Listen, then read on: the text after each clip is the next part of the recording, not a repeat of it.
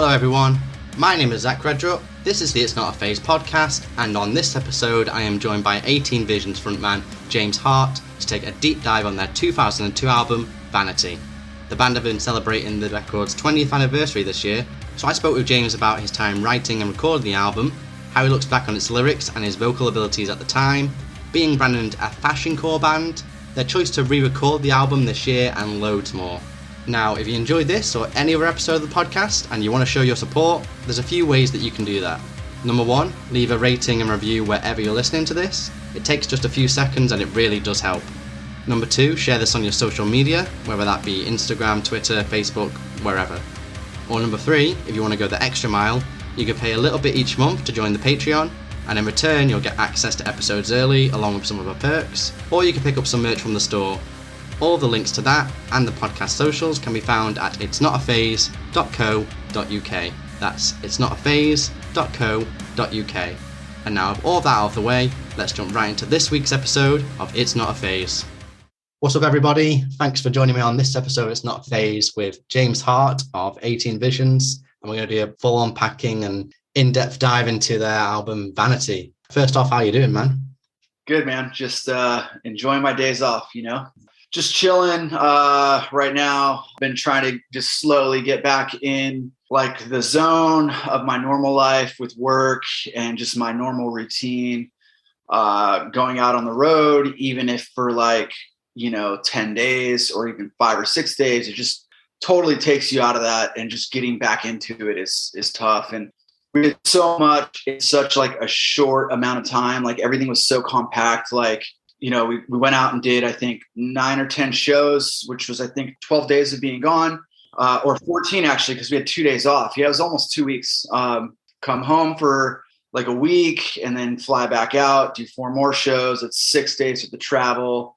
And for me, I came home and went straight back into work, and it just, the shift of I told you before we got on, I wake up usually around 5 a.m. and I have a set routine. And the shift from waking up at 2 or going to sleep at 2 or 3 a.m. on tour and, coming home and trying to get right back in the zone and work. And because I've missed so much work, I have clients that just need to get in, and, I'm working 10, 11 hour days, 6 days straight with no rest. And yeah, it's just brutal. So it's taken me, I don't know, I guess it's been about 3 weeks now. I'm kind of this is my 3rd week of actually getting kind of back into normality for me. So I think the first week I came home, I just went back in and worked and just kind of tried to chill and let my body relax. Yeah, like I say, it's just kind of trying to get back into a routine, sorting your kind of body clock out, and like you say, kind of just catching up on things that you literally couldn't do on the road because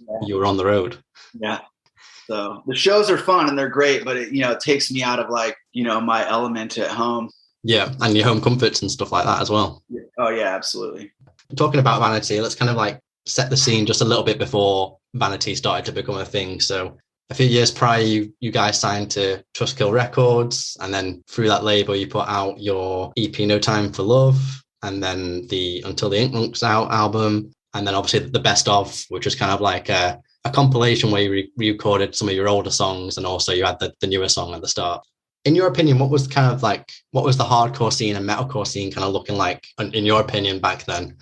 Yeah, it was pretty diverse musically. So the metalcore bands, I feel a lot of them didn't really sound the same. Everyone was kind of doing their own thing, taking influences from other bands that they had listened to when they were younger. And, obviously some of the bands had the same influences, but a lot of the bands sounded really different. And it gave a really cool vibe to the shows. And there wasn't metalcore subgenres yet, where it's I kind of see now, it's almost mall metalcore for us over here. If you're familiar with the company Hot Topic, which is it's been a staple in shopping malls here for almost 3 decades. I feel it started out as this industrial goth thing, and then it got a little bit more and more metal, and then more mainstream, and then it got super mainstream, but they wanted to stay edgy, and they were bringing in merchandise from all these bands that were on MTV. And I just feel like that whole like brand of metalcore that's kind of out there now and then kind of really started to surface in the mid 2000s is like really its own thing. So to me, there's a big difference between that modern metalcore and what kind of came out of like the late 90s, early 2000s. And there's just more, for me, a more like raw, like pure, organic vibe to like the music and the lyrics. You know, I think bands were a little bit more unstructured back then, which kind of gave it like a coolness to it. And then, you know, the newer bands are just very, very like formula as far as like the songs go. Like they follow a formula as far as like the song structure and, you know, the delivery of it. And I feel like it's just kind of become a little bit more like almost like computer generalized in a sense or manufactured, which that's fine. You know, there's some cool riffs out there and some cool bands still, but it doesn't have the same like pureness that it did from its predecessors. And what was it kind of like being a part of Trustkill Records? Because, you know, that label was kind of quite a, kind of like a pinnacle of like metalcore back then and that kind of scene. Yeah, it was really awesome. We got a lot of attention and we got a lot of care and promotion like put into the band. Originally, you know, we had tried to sign to Victory Records. We got turned down from Victory. We got turned down from Hydra Head. We got turned down from Ferret. And those were the labels that had the bands that like we really, really loved, like Earth Crisis, Strife, Snapcase, Integrity, Bloodlet on Victory. And then Hydra Head had like, you know, Cave In and I think some Botch and like those really cool, like more like groundbreaking, like metalcore bands that we really looked up to. And then Ferret had like Disembodied and Torn Apart, which were more of like, I guess, our peers. You know, we were playing shows with them at a younger age and like, you know, we were, you know, kind of all the same age and kind of came all up at the same time. And none of those labels wanted us. And we were familiar with Trustkill, but the roster wasn't like blowing us away at the time. There were some cool bands on there, but like we gravitated more towards like the metal stuff or the heavier stuff. Yeah. And they weren't quite there yet. And so it was really cool to, you know, get picked up by that label and then kind of come up with like Poison the Well and Walls of Jericho and then kind of create this like Trustkill brand of like metalcore in the early 2000s. And, you know, it was really cool to be a part of that. Loved those bands too. So I was really, really glad to see some bands that we really liked and loved, like come onto the label with us and like bands that we can go out and tour with and, you know, play shows with. And, you know, maybe we're on like a CD sampler with these bands back then. And, you know, it like all of the bands together kind of like fit, you know, as it feels like a part of something. Yeah, I guess you kind of grew with the label as well, like at the same time the label grew because you were with them even when you put out Obsession, right? Yeah. And then that's when you went to Epic for the self-titled after that. Yeah, correct. Yeah. So, you know, until the ink runs out, got quite a lot of like attention for you guys. That was like kind of your first, you know, big push in the scene. And, you know, the album's still kind of well praised and respected today. What was kind of your mindset as a band then, having just put that record out and kind of thinking about how you were going to follow that up? Yeah, I don't necessarily think we put too much thought into like what we were going to do next and how we were going to do it. I just know that when we were writing that record, the same way we wrote that record was the same way we wrote Vanity, which was in the studio, like in the rehearsal studio, just bringing riffs together and having to play those parts over and over and over to memorize them because we didn't really have pre-production capability yet. Like the guys, I don't know if Pro Tools was around yet, but Ken and Keith weren't really diving into Pro Tools until Obsession. And so we weren't able to do our own demos. So we weren't able to like really sit and listen back to the music. We were just playing it. And, you know, there's something obviously really pure and organic about that. But then to a certain extent, you kind of run into the problem, or at least I run into the problem of like, how do I remember what I'm doing on each part? I've got these lyrics, but how do I remember like the vocal patterns? And I'm sure some of that changes in the studio, but then you're just writing so much music. There's like guitar part after guitar part after guitar part. all the vocals, everything is different. Nothing really repeats itself, which is cool to a sense, but it can also lack connectivity with people because they're just trying to digest 5 minutes of like 18 parts going on, right? Which, like I said, can be fun and cool. But we also started to, during the Until the Ink process later on, start to incorporate more rock parts, more like heavier type of like rock riffs. And we threw some cowbell in there. I think, yeah. I think that was like an influence of like some of like the like Motley Crue stuff we were listening to. And then like the Nirvana, Alice in Chains, Stone Temple Pilots stuff. So it was, I think, later on in that writing process where we really started to kind of like dive into non-metal and hardcore influences, which would obviously we would take into like the Vanity record. Yeah. And of course, between Until the Ink Runs Out and Vanity, you obviously, like I said before, you put the best of album out, and there's a new song on there that at the start, Motionless and White, which is kind of where fans for the first time start hearing you kind of, exploring more of the melody and the clean singing and stuff like that. At the time, do you kind of remember how fans kind of took that? For that song, I think they really took to it because I want to say Opposite of December was out already, I think. Yeah, I think it was, yeah. I think that came out around the same time, maybe even on the same day as Until the Ink. So the metalcore scene was starting to, I guess, like accept like clean vocals, right? And for us, it was just something like there was these big open, like kind of chords that were like melodic. And it's like, hey, like, let's try singing over this. Like, why not? And I feel like that was the part in the song that people really connected to when we would play it live. And obviously there's some like vocal stuff that like does some repeating that you can kind of like grab onto. But that was the part in the song and almost in the whole set where everybody was like going for the mic. Right. And that was like, okay, that just kind of like reaffirmed like what we were doing was like, it worked for us and like it was cool and our fans liked it and like the vibe was there for us. So we kind of took that, I think, into Vanity and just ran with it.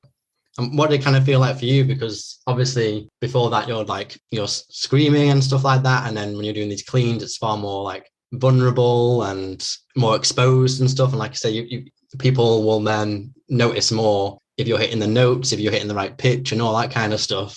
I imagine that was kind of, at the time you first exploring this on your own, is kind of daunting. Yeah, it was. I mean, I had always kind of like sang along to like the rock stuff that I grew up listening to. And so I kind of felt like I was able to execute it. But I really, as a singer, I didn't really know what I was doing. I didn't really know how to sing like that back then, like technically. And it's fine when you're recording something, right? Because you can just do take after take until you get it right. Yeah. And you're not in the middle of like, I just screamed like 4 songs before that. And now we're in the middle of the set and here comes this clean vocal and my vocals, I don't know how to like really transition to that because I've been going so hard one way and then to completely change and flip it and start singing like this like clean melodic vocal. It's you kind of have to figure it out as you go. Did that mindset and kind of you learning how that was kind of going when you first started like touring and playing that song, and then even when you started doing like the Vanity songs, did you kind of at the beginning learn to do like the songs with the more cleaning at the start of the set so that it was less of a strain? Yeah, we would definitely, I think, put the songs where like, and again too, like it's my fault for like writing some of this stuff, right? Like I said earlier, like putting vocals upon vocals upon vocals, like writing over every part, not giving myself a chance to like breathe within the song or like let it really breathe and like kind of shine. So some of the stuff, especially on Vanity, the notes are higher and it's all fine and well in the studio, but then like, you're saying you get to playing them in the set and stuff becomes more difficult. So you definitely try to strategically place the songs that are vocally like easier towards the front. Yeah. I still try and do that to this day. Yeah. It's a smart way of doing it. Yeah. Because there's just, there's just stuff that I've written in the past and currently where it's just like, it's in the studio, it's one thing, but like doing it live, it can be pretty tough. I don't know if you know this, but obviously the song Motionless in White, a band kind of took that name and inspired them to call themselves Motionless in White. Have you ever listened to them? What do you think of them? Awesome, dude. I think it's great. Yeah, I mean, really, it's an honor because look at the trajectory of that band and like they're huge. It's done this, so not that we played a part in it, but just to kind of have something of 18 Visions live on with a band of that magnitude is really cool to me. Yeah. So, you come now to like when you're starting to write and record Vanity, you're like in your early 20s at this point. Where was kind of your mindset at where you want to kind of take the band and also what you kind of want to bring lyrically with the themes and ideas throughout the new record, which would have become Vanity? Yeah, I think lyrically, I was going through like a lot of personal like issues with relationships with not just a girl, but friends as well. You're in your early 20s and you grew up like going to shows and you're in school with some friends and everyone's straight edge and everyone kind of thinks a certain way and everyone's like really, really connected through like hardcore.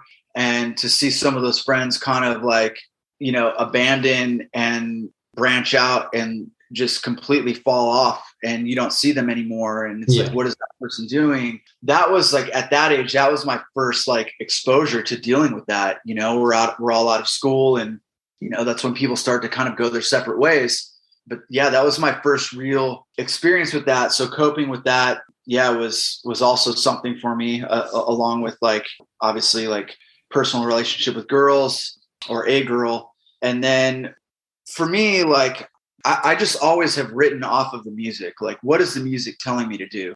Is the music telling me to scream or is it telling me to like sing with like a clean vocal? And because there's these, newer, like heavy, like rock riffs that are, maybe you would hear on like Sonic Death Monkey, like later on the album that are, the parts started like repeating more and it's got this like really cool, like gritty, like grungy rock part that's heavy because it's really down-tuned and I can sing over it or I can scream over it. But I want to sing over it because I can now. Right. So I just found myself like leaning more towards like clean vocals. And because I think too, it was new to me, it was really, really fun to experiment with that stuff. So I wanted to do more of it.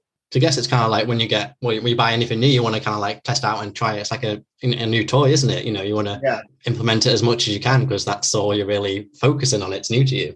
Yeah. And then, fast forward 20 years later and writing new music, there might be a similar part or a melodic part that's given to me. And, my initial response is like, I should sing clean over this. But now I'm like, I've done all that. Fuck it. I'm going to do something totally different. And like, Keith will hear it for the first time. It's like, oh, I didn't think you would do that there. That's really cool.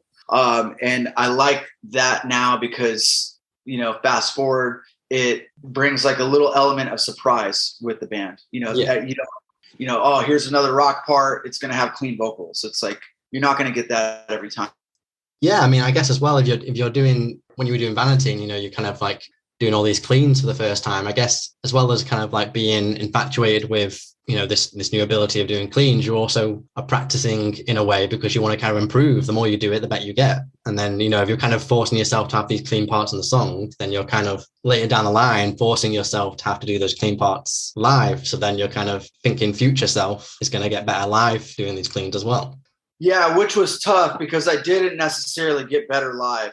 Like, sure, I could hit the notes, but I didn't know how to technically sing. So I was doing a lot of like strain on my vocals and like it was hurting me more than like the screaming was. And really, I didn't find out how shitty of a singer I was until we were doing the Obsession demos and the pre-production. And Mud Rock's like, dude, you got to take vocal lessons. So that's like a couple of years later then, 2 whole years. Yeah. Like, I'm not hitting the notes. Like I don't have sustainability. Like I'm just, I'm either just a little bit sharp or I'm a little bit flat or, I'm rushing. My timing's like not on. Right. And like, those are things like I never I wasn't musically trained. I never really played guitar or an instrument. So like, I never really had to like record to like a click or a metronome, and everything before was like super raw. And like I said, man, like when we were writing the studio, it was just kind of like go with the flow.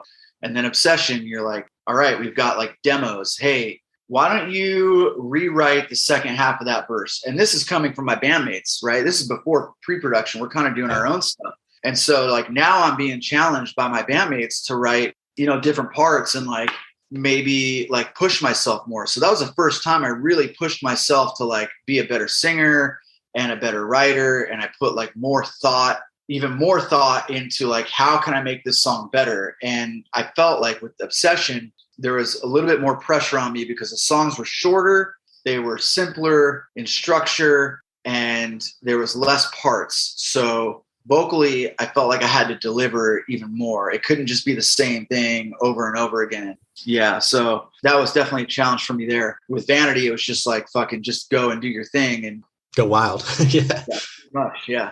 And then like you say, Obsession, like the songs are shorter, they're as a whole more melodically driven. Like if you look at a song like I Let Go, or even like, the chorus in Tower of Snakes, which is one of the heavier songs on that album, you can definitely tell like your vocals between the stuff on Vanity to that song on its own is just a definite jump. Yeah. And that was really vocal training and like really working with a producer that like had experience, like real experience working with like top level bands. I think he had just done City of Evil for Avenged, and I think he had done like a big Godsmack record or something. So, I really, even though I fucked with him a lot in the studio, like I really took what Mudrock would say and like, apply it. Yeah, like he knew what he's talking about. He's doing it in your and the band's best interest. Yeah. So, being 20 years younger, writing Vanity and the lyrics that you wrote and obviously your mindset, how do you kind of feel about those songs now in terms of, the words you wrote, the lyrics you wrote? Because, if I look at things when I was doing like reviews and stuff, when I look back at old reviews that I do, I'm like, this is garbage. you know what I mean? I'm like, why did I even write that? When I couldn't even think of, being in a band and, 20 years later, looking back at what I wrote. I mean, what do you feel about like that kind of stuff? I just re-recorded everything, a few months ago and then sang all these songs live. And for the most part, I didn't really find myself saying like, why did I write this? I like really, really didn't, which is good later, right? I think it was just like I said, it was more or less like, man, I'm trying to fit too much into like this 5-minute song, or like I'm trying to fit too much into like this part. I don't need to do all of this here. And so there's a couple spots on the new recording where I laid back a little bit and like, it doesn't need this. It doesn't need this now. Like the part will translate better. It will sound better. So let's do it this way. And it worked out. Otherwise, lyrically, I'm pretty okay with everything. Yeah. I mean, you definitely on the re-recording, which we'll talk about a bit more in a bit. Like you can definitely tell you've left some space for certain songs. Like if we just look at You Broke Like Glass in the original recording, you're doing that repeated part and as I choke at the sight of you. Whereas on this recorded version, you just on that kind of second pairing in the chorus, you're like as I choke and just let the rest of the song breathe a bit. Yeah. So I think I started doing that live when we first came back, just because it just felt like live. It just felt good. That part can just kind of like groove and just be heavy. And so, there's liberties I took with the new recording to do stuff like that. And just, looking back, it's just too much in the small amount of space it's given, You're too excited, man. That's what it was. Right. So, and on the album as well, you've got a few like different movie samples. Did you guys like have any trouble trying to get clearance and approval to have them on the record? Back then, no, right. Not at all. I don't think it was until Obsession, I don't know if there's any on Obsession. I think Obsession and the self-titled, the two you don't have any on. Because I think the label told us no, we couldn't do that. Right. And now we don't care now. I'm not sure if Rise told us no with the comeback record or not, but we just did it anyways. We're just like the part of the band, this is like we've always done this. So the movie quotes are always fun. It just, especially when you play them live, it just kind of tips off what's coming. And people in the crowd like to quote the movie along with it, which is always fun. Yeah. Did you not get any like, because obviously these songs are like 20 years old now. Did you not get any contact down the line by whoever made these films or anything like that? Nothing. Never. No. Got away with it. Yeah. Yeah. And, you know, back then, like having movie quotes in metalcore songs and heavy songs was kind of a lot more like normal. Like it was, loads of bands did it. I was hearing that stuff from hardcore bands from like the early 90s. So never thought it was a big deal. Yeah. Like you say, it kind of like adds a little nuance to the songs, I think, sometimes. Oh, totally. Yeah. And it's always fun too, like hearing something on a record for the first time and hearing the sample and trying to figure out, okay, I know that. Where is that from? Or you go and look it up. Like a lot of people have been like, dude, I never knew what River's Edge was until I heard the sample. And so I went out and looked it up and I watched the movie and I love that movie. And I can't tell you how many DVDs of that film I've signed. They should be giving you money for the royalties. Yeah. Cheers. And you worked with Greg Collar as the producer for Vanity. What was it kind of like working with him in the studio, and what do you kind of think he brought to Vanity that perhaps wouldn't have been there if he wasn't around? What if he wasn't working on it with you? Probably just better tones, really. I don't fully remember recording that record a whole lot, to be honest with you. It was just like everything was like 1 or 2 takes, right? And like this was like, okay, do that again. Okay, do that again. Okay, do that again. Like, right. You know, I was like trying to get a better take from me, right? And so I think for me that was pretty much it. Otherwise, there wasn't not too much I can remember that he changed with me. And I think otherwise, mostly it would just be like tones, getting like better tones than what we were getting before. Well, it was around this time as well with 18 Visions, where you guys not only obviously experimented in terms of your sound on the album, but also in terms of like the visual aesthetics. For some reason, people decided to call you guys like fashion core and stuff like that, which is still a stupid term to me anyway. Because obviously you wouldn't typically just wear the usual cliche hardcore stuff. You wouldn't just wear like a black vest and camo shorts and stuff like that, which in turn kind of turned a lot of heads for you guys, I think. And then looking back now, it kind of helped inspire some other bands that kind of followed suit and wore like the same kind of stuff. Like if you think about bands like, to an extent, Atreyu, who kind of came up at the same time as you guys. And even if you look at stuff like Early Avenged and Escape the Fate, stuff like that. Yeah, I think for us, it was, first of all, like Ken and I worked at Banana Republic. So getting like nicer clothes was sometimes cheaper for us because we were just getting these like massive discounts. I think we got 50% off. We would just buy whatever was in black. And then I think we were just into the way, like, you know, I was a hairstylist as well, coming up as a hairstylist. So I was into hair and fashion and looking at like some of the bands from like the 80s and like the way that they were glammed out was cool. But like Motley Crue did it in like a darker way, which was awesome. And like how to incorporate some of that into like the image. And then I always thought like Unbroken, a band from San Diego, always looked like really, really awesome and really different from all the other bands that were playing. Refused had a cool like visual aesthetic to them. And then like a lot of singers that I liked, I kind of like gravitated towards like what they were wearing on stage. And it was just like very different. And then I think we kind of came up with an idea of like having like a full band, like visual aesthetic where we just wore all black or like black with like a red shirt and like matching ties. And we had like our logo screen printed on the ties. And it just, I think we just kind of wanted to set ourselves apart from all the other bands. I think, you know, it's stupid that people care so much about the look of a band to the point where it might, you know, potentially turn them off from listening to them. When if you think about the whole history of rock and metal, looks are like everything. You look at a band like Kiss, you look at a band like Slipknot, or even like Ghost. Aesthetics is everything. That's Totally the whole part of it. Well, I think now people are a lot more open to the way a band looks now. Like they don't really care. And I think it's great because we can all like, you know, hardcore has always been a place and a community where I always thought like you were accepted, because you weren't accepted in like the normal real world, right? You belong to this like underground community where like there was like straight edge kids, there weren't straight edge kids, there was vegans and vegetarians and metal kids and emo kids and punk kids and just like straight up like hardcore kids, and everybody came together and went to these shows. And I think a lot of that had to do with like having like a mixed build show, right? Like a hardcore band, a metalcore band, an emo band, like everything was like mixed, right? And like I felt like that was like a place where you could just kind of go and be yourself. And then something happened, or it wasn't cool to be different anymore. And like if you were a hardcore kid or a straight edge kid, you had to look and be a certain way. And that was just never me. I've always like been into what I've been into, and I've always looked the way I've wanted to. And I'll say that I definitely look like an asshole at some point.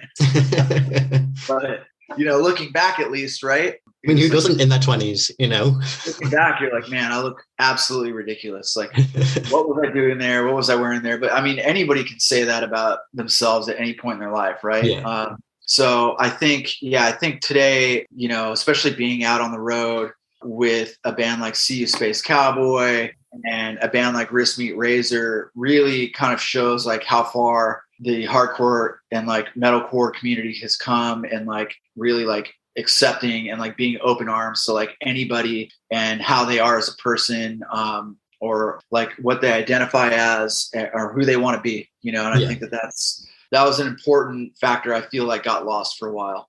I think especially nowadays, you know, the way a band looks as well doesn't necessarily kind of portray how they sound. Like, you know, I mentioned Ghost before. If you look at them, they look like they'll be like a death metal band like Behemoth or something like that. But then you listen to them, it's like listening to Spooky ABBA, which is crazy. It's like, this doesn't match, but whatever.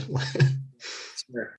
And, you know, you kind of changed how you looked aesthetically in terms of the way that the album looked. I mean, if you look at any metal album or hardcore album in the 2000s when Vanity came out, or I can't really think of any now that ever had like has a bright pink, hot pink covering, like it stands out. Like, I know when you think of Vanity, you think of that hot pink. And I mean, did you kind of like push in the boundaries a little bit in terms of how you sounded, but also how you kind of represented as a band? You obviously looked how you wanted to look, but did you also kind of like ruffling feathers a little bit? No, I don't think we like ever like tried to like intentionally like piss people off by the way that we sounded or the way that we looked or the way that we like marketed the band. You know, I don't think that was ever like the intention. With the cover, we just wanted something that was like really, really eye-popping. And we had gone through like a bunch of different like early ideas of like a layout and like a concept for the artwork. And they just didn't work, and they just didn't translate to like what we wanted. So we ended up going for something like super, super clean and super simple. And I think the idea of the hot pink kind of came from like, hey, let's like, when this CD is on shelves at the music stores, it's going to like catch people's eye. Like it's going to be bright pink and it's going to stand out. And I think that that's really kind of like what we wanted to use it as, was more of like a marketing tool. It kind of ties in with one of the lyrics in the song where, you know, you're saying like this hot pink is way too bright. So it kind of ties into that as well. Sure. You know, all these new changes in like style and sound between Until the Ink Runs Out and Vanity. I mean, I can see the progression, but, you know, I guess at the time, some people didn't quite get what you were doing in this new chapter. You know, you've obviously brought in new fans and stuff with Vanity and showed who the diehards were at the same time. Was there any time during that period where you kind of worried that you may lose fans because of the changes you've made? Yeah, I think like going out on tour with like other hardcore bands and like being mocked, right? Having stuff thrown at us. Yeah, just being made fun of. I think that was like, oh shit, like there's going to be a lot of people that don't like us. It's weird, you know? And like, you know, I think people coming up to you at shows like, dude, like I really loved Until the Ink Runs Out and Best Of was cool. This is like, I can't handle this. And then at the same time, 20 years later, you get some people coming up to us at shows and saying like, you know what, like when it came out, I wasn't ready for it. And like, I actually didn't like it when it came out. And it wasn't until years later that I went back and listened to it for some reason or another, or it got forced upon them and they were forced to listen to it, that they were just like, yeah, actually, I like this. This is cool. And so it tells me that a lot of like the initial like response and like backlash was more or less about like maybe like the way that we looked and that we did want to do something different right away. Yeah. And it wasn't like they weren't fans enough to like give it a really, really, really fair shot. Right. For example, like I'm a big Chris Cornell fan. Like I celebrate all of his shit. And I bought the Scream solo album when it came out and I put it on and I was like, what the fuck is this? It's produced by Timbaland, which I found out later. And like there's songs co-written with Justin Timberlake. And I'm like, what the fuck is this? This is like some weird, like kind of like pop album with Chris Cornell singing on it and very minimal guitars. I'm like, this is like fucking whack. Like I'm not into this. And I listened to the whole thing on tour. This is like in 2009, I think, 2008, 2009.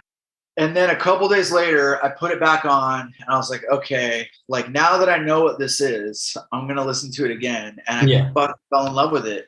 And I found like so much genius in that record, But had I not been a diehard Chris Cornell fan and just kind of picked it up as a casual Chris Cornell fan, I probably wouldn't have given it a second chance at all.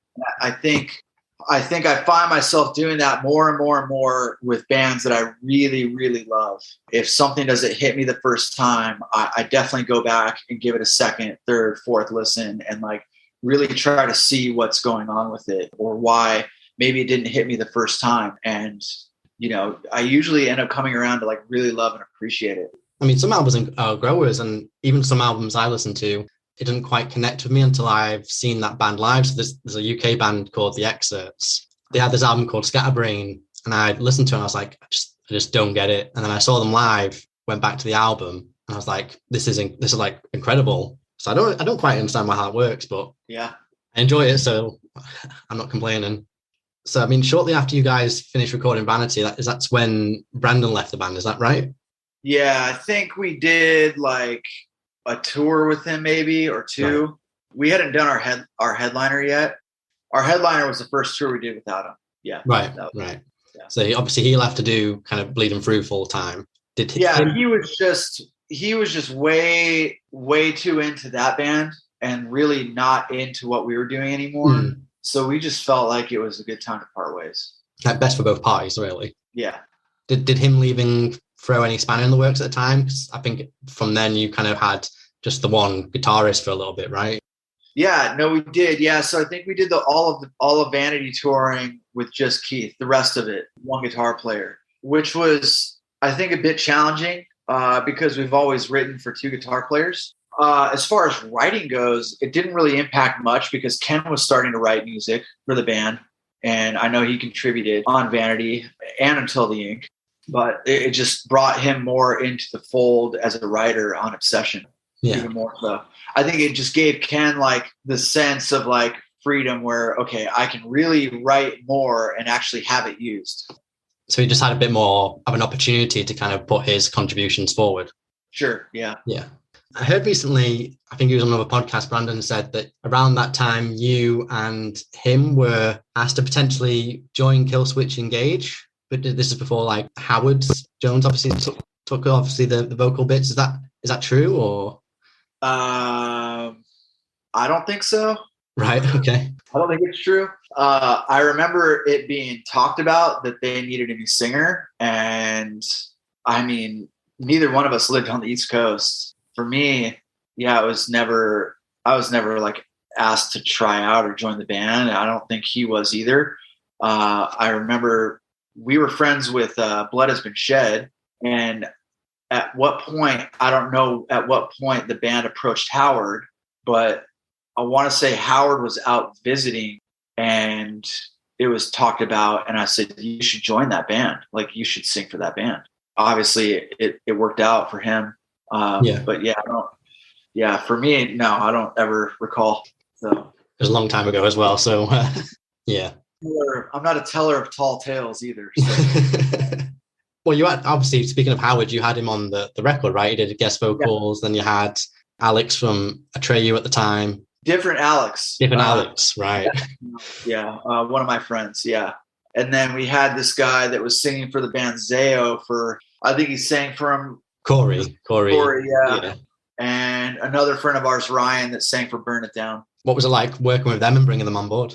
Cool. I think back then, like, there was a lot of, like, you know, guest vocals and features going on. And so, yeah, it was cool. We were always wanting to, like, bring people in and, you know, collaborate or, you know, have them, like, just, hey, you want to sing on our song? Like, it'd be cool to, like, feature you on this part. Oh, you're in the area. Like, oh, you're going to be out here. Like, let's get you on the record type thing, you know? Yeah. It's pretty cool because I've kind of seen that come around a little bit more recently. Yeah, there was a period between, like, not long after you guys, you know, kind of broke out and until like a few years ago where there was barely any features in rock and metal, and I don't know why, it was just deemed like taboo. Yeah, I'm not sure why. But yeah, like I say, it's getting a bit more like accepted now, which is good because I think it helps everyone. Like, oh, what's that saying? All a rising tide helps all ships or something like that. Yeah. It's good for cross promotion too, you know, like, oh, like I just heard Keith Buckley sing on this Knocked Loose song. Like, who's Knocked Loose? So I'm going to check him out, you know? I mean, everybody knows who Knocked Loose is, but as an example. Or you not long ago did a guest feature with Pressure Cracks. Yeah. It was super awesome. So I got asked to do that. I liked the band a lot, and they let me, like, write my own part and my own lyrics, and yeah, super fun. Yeah. And even more recently, you did that. I can't remember what the name of the band is or the group. Is that more like synth electro track? All the damn vampires. Yeah. So I've been friends with Davey for quite a while, and he wanted me to, like, write and record a song with them, and I was super into the idea because it was just a different type of challenge for me. I've never sang like that on a record before. Yeah. Or like written to a song like that. So it was a lot of fun. Yeah. New territory for you. Yeah. Anytime I can do something new vocally or as a writer, really piques my interest. You just need a rap track now and you've done all of it. So obviously we mentioned it earlier, as part of the 20th anniversary of this record, you re-recorded the whole album, but you re-recorded Vanity and You Broke Like Glass 2 years prior in 2020, I think. Yeah, Keith wanted to mess around with it and just do it. I think he was starting to get into, like, really trying to, like, do production and like, you know, he's been doing our demos for, like, decades, right? And they've always sounded really good. So I remember why we re-recorded those songs initially. I think he just kind of, like, wanted to re-record them just because and experiment with them. We ended up putting out, was it maybe because we reissued the record or we issued the vinyl? I'm not sure. Either way, he just wanted to re-record them, and so we did, and it was cool. And then he recorded the Inferno EP and then the 1996 cover LP and everything. Mm-hmm. He's just been, like, recording everything, and it's just been getting better and better and better.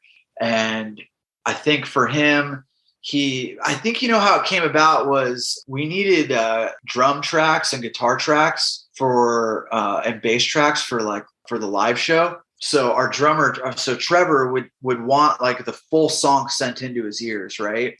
And so having, like, the guitar, bass, and vocals, like, sent to his ears, like, made it easier for him to play along with the song. And so we were just like, well, he's got to do that. So let's just, like, add some more vocals in there and, like, you know, kind of tweak with it and, you know, digitally release it. And I think the same thing happened for this Vanity tour. It's like, well, I'm already going to be recording, like, bass tracks for sure and probably drums. So why not just do the whole thing? And then, which I was initially pushing for the whole thing a couple of years ago to do. Yeah. You know, I think we might have done Fashion Show too, but just didn't get very far with it a few years ago. I think it was just a lot for him at the time. And I think now he's a lot more comfortable in, like, his production skills and, you know, getting that sounding, like, really, really, really awesome. That, you know, is a lot, I think, easier for us to do. So the re-recording kind of came about because you wanted to have these tracks for live then, is that right? That's kind of how you did the rest of the record after those two tracks. Yeah, I think so. Yeah, we went back and re-recorded those two as well. So those are an entirely different recording. You know, those I think are the original tuning of B, and these are now in A. All these songs are in A, which is what we're writing and playing everything in. So I think that too was like interesting, of like exploring these songs and making them a little bit different, putting a little twist on stuff here and there, hearing them even heavier, drop tunes, even lower. Yeah. So just, I think too, is like, hey, well, if we're going to go out and play shows, let's record everything. Let's like do another vinyl issue. And so that's where we kind of came up with the idea of like having like one LP with the original recording and then the other LP with the new recordings, and putting that out. And it's always fun for us to release vinyl. We do that all ourselves. So we get excited about putting a physical product out there. Well, I guess that kind of explains why it's not quite the entire album, is it? You've not got the kind of like the ballad tracks, Gorgeous and Love in Autumn. So I had asked him about that, and if he wanted to do those songs, and it didn't seem like super interesting to him or to me. We didn't really feel like we wanted to play those songs live either. It would have felt forced for us, and I think taken some of the fun out of it. Yeah. You just wanted the balls to the walls version of Vanity, really. Pretty much. Yeah. Was there any struggle kind of trying to get the rights to re-record and release that? Because obviously you put it through Trustkill. I don't know, you had to sign off on certain things. No, so Trustkill went like basically folded like years ago. Yeah. So our entire back catalog was owned by In Grooves, and we were owed a lot of money in royalties. So rather than have to deal with royalties and like us hiring an attorney and going through all the legal process of getting all of that, we just own the rights to all of the Trustkill stuff. So we can kind of do with it as we please. And I think that there's actually like a 10-year clause where you can actually re-record the music and re-release it because it's been re-recorded, I think. So I don't even know if we would need that because they're new recordings, if Trustkill did still own stuff or In Grooves or whatever. Yeah. Right. Okay. Well, that makes things simple for you then. Like you say, you kind of skip the whole legal route that way as well, which is expensive and time consuming. Yeah. The only tricky one for us, I think, would be the self-titled record. If we ever wanted to do a vinyl issue of that, we don't actually have the rights to that one. I don't know how we would go about that. We'd probably have to find a label that could get the licensing and do something and just kind of issue it and just deal with it that way. Yeah. And on this re-recording, you kind of, for the most part, you've kind of stuck true to the original, whereas, there's obviously a few different like nuances, slightly different arrangements. And as we said before, you've let certain like vocal parts kind of trim the fat a little bit, so there's more space for the instrumentation. Was it kind of hard to find a balance between like staying true to the original whilst also modernizing it for today? Yeah, I don't think so at all, because it is really just like little nuances, right? I think the one that really threw a curveball at me was the end of Prize Fighter. There's this like big open like rock vocal, and it kind of goes into like, a part that like continues and like the vocal keeps going. And Keith totally changed it. And after like the open rock vocal, it kind of goes into this like crazy like metal, death metal, like blast beat, which is the first time I heard it, I was like, whoa, that's like a bit much of a change for me. But after hearing it a few times, I was like, this is actually like really, really cool. I like this a lot. And so just adapting to that, like changing like vocally what I would do over that. Cause I think that was one of my more favorite parts in the song. So I'm taking like one of my favorite parts and like not executing it how I would naturally want to. So that was a little bit different for me, but otherwise I don't think so. I think I wasn't too afraid to like pull out vocals where I felt like they just weren't needed. Like I said earlier, just whatever felt best for the song and like gave the song like a rebirth without like a full on makeover. Yeah.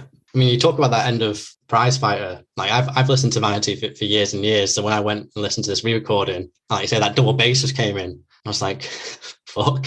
I didn't expect it, but it just worked, which is strange because the original just isn't like that.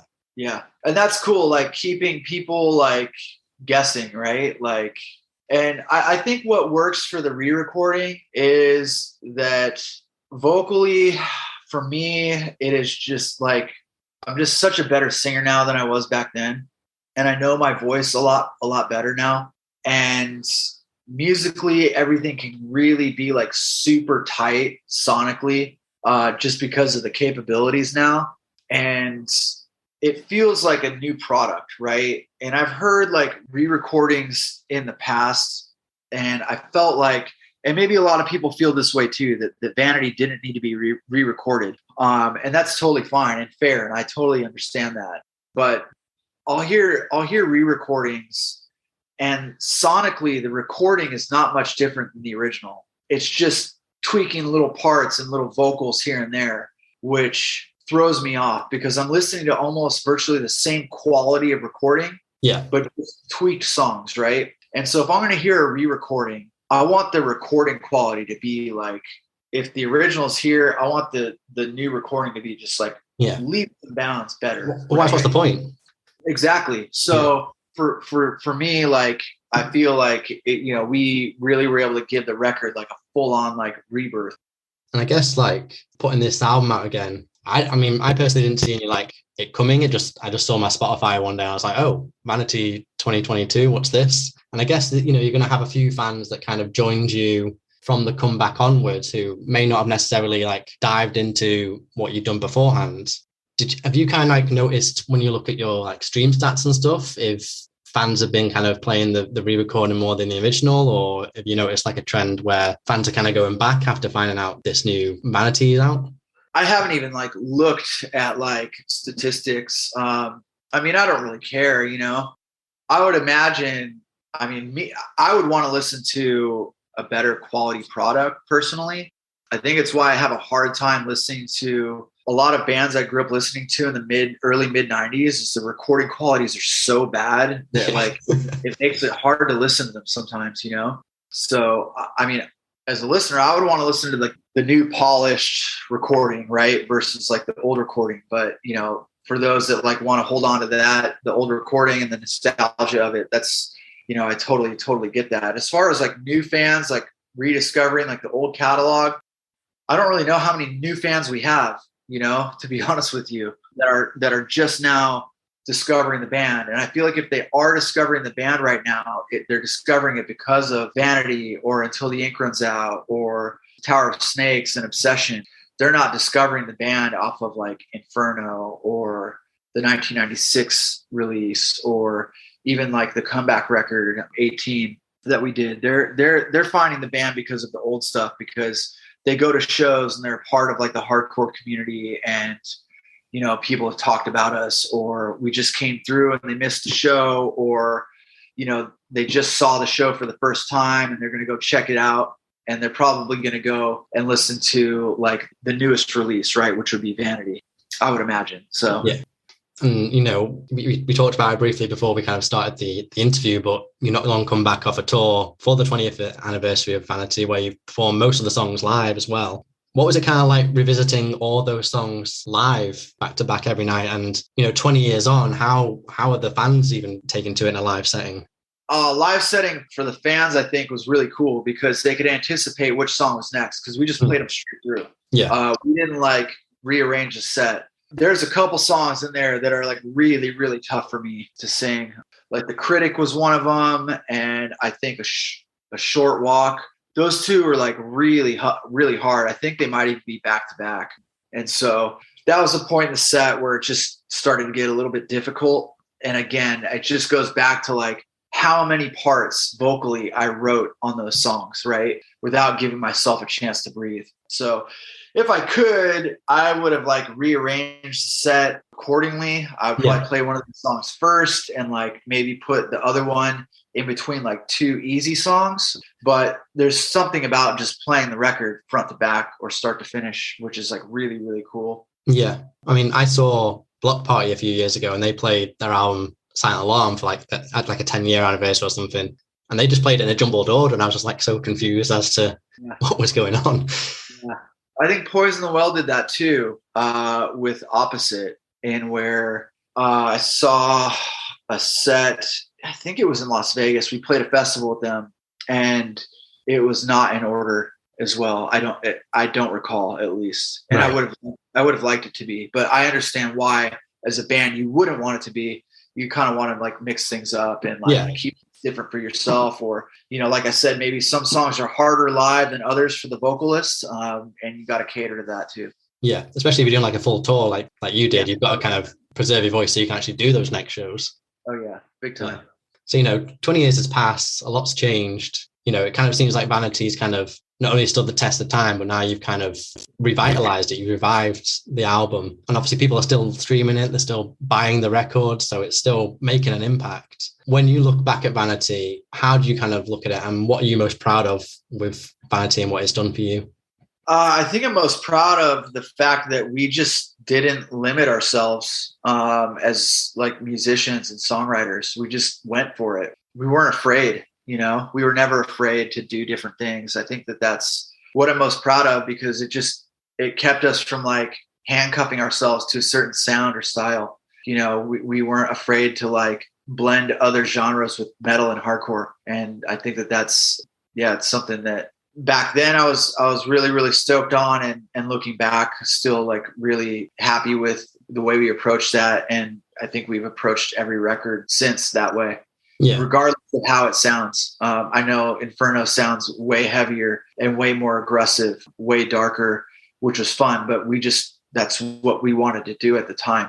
Nothing has ever been forced. It's just been like, hey, I wrote these songs and let's record them, And even like not trying to stay within the box and kind of pushing boundaries not only grows you as a band and the genre as well, but you as people, I suppose.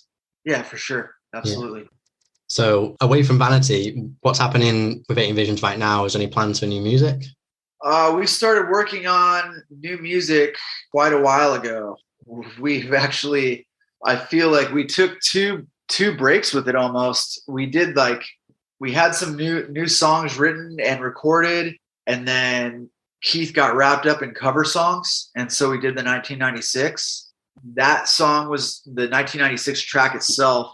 The music was already written for something else. And then I just lyrically wrote something that was fitting for like the whole like 1996 vibe of it, right? The 90s, something I experienced in my life in the 90s, and like versus like the stuff that I was working on at the time, vocally and lyrically, was more conceptual. So we took a break with that, and then we started back up with that. And then Josh was like, hey guys, these tour dates we're talking about doing, it's 20 years of Vanity, right? We're like, shit, no. He's like, oh, we should do Vanity tour.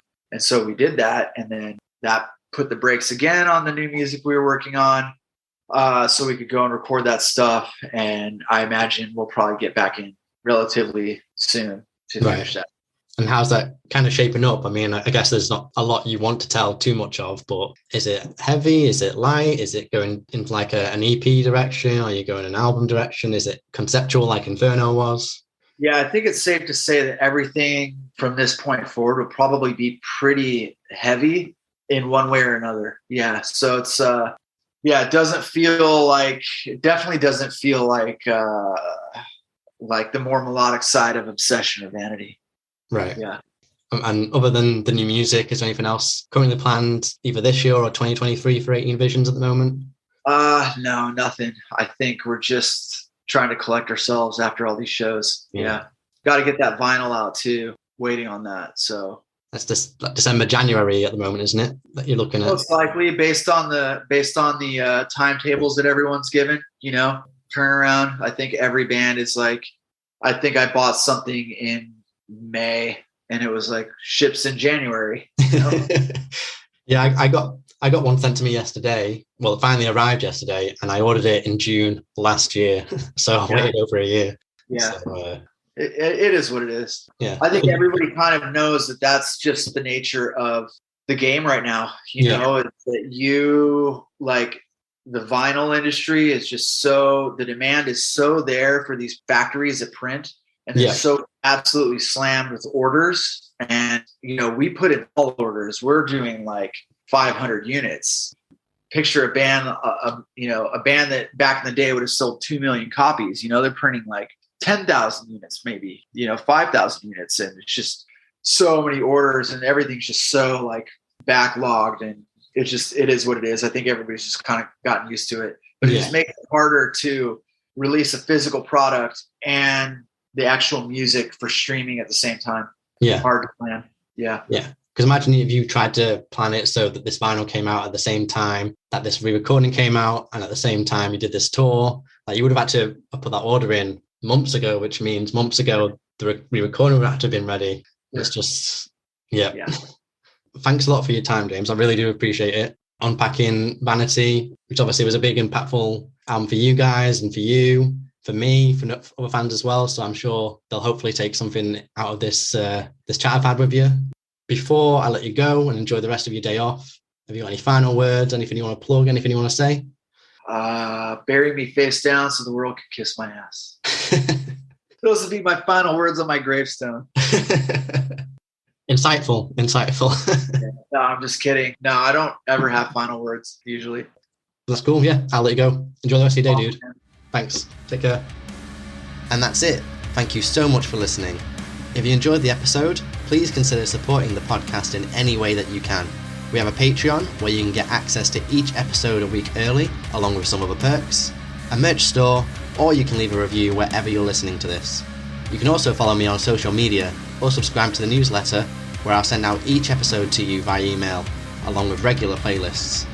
All of this can be found at itsnotaphase.co.uk. That's itsnotaphase.co.uk.